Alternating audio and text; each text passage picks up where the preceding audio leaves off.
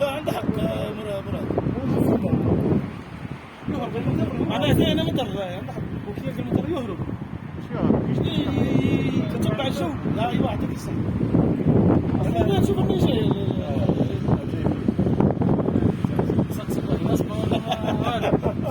انا قال لي باغي ناس راي هذيك هي.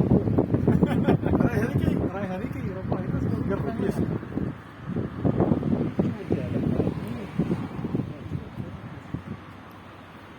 يا طيب باي صار هذيك الوقت. طيب باي رحت فتره نقرا هذا طيب باي جراج فيه 200 واحد قالت الشيء